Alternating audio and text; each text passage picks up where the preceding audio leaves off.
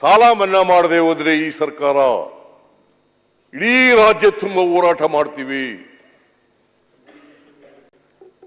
ಯಡಿಯೂರಪ್ಪನವರು ಹೇಳಿರೋದು ಇಡೀ ರಾಜ್ಯ ತುಂಬ ಹೋರಾಟ ಮಾಡ್ತೀವಿ.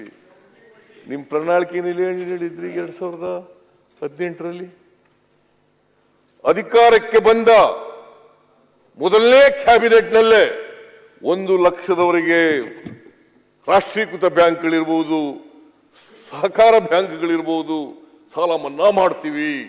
ಮಾಡಿದ್ರ ಮಾಡಿದ್ರ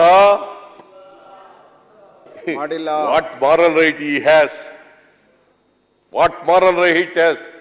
ಇದೇ ಯಡಿಯೂರಪ್ಪನವರು ಮುಖ್ಯಮಂತ್ರಿ ಆಗಿರುವಾಗ 2009ರಲ್ಲಿ ಡಿಸೆಂಬರ್ ತಿಂಗಳಲ್ಲಿ 2009 ಡಿಸೆಂಬರ್ ತಿಂಗಳಲ್ಲಿ ಇದೇ ಉಗ್ರಪ್ಪ ಕೌನ್ಸಿಲ್ನಲ್ಲಿ ಪ್ರಶ್ನೆ ಮಾಡ್ತಾರೆ, ಸಾಲ ಮನ್ನಾ ಮಾಡ್ರಿ ಅಂತ. ಯಡಿಯೂರಪ್ಪನವರು ಏನ್ ಹೇಳಿದ್ದಾರೆ ಗೊತ್ತಾ? ನಮ್ಮ ಹತ್ರ ಪ್ರಿಂಟಿಂಗ್ ಮಿಷಿನ್ ಇದೆಯಾ? ಎಲ್ಲಿಂದ ತರಲಿ ದುಡ್ಡು?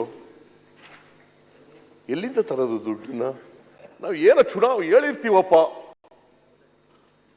ಹೇಳದಂತೆ ನಡ್ಕೊಳಕ್ಕಾದ? ಮನಮೋಹನ್ ಸಿಂಗ್ ಅವರು ಇರುವಾಗ 72,000 ಕೋಟಿ ಸಾಲ ಮನ್ನಾ ಮಾಡಿದೆ.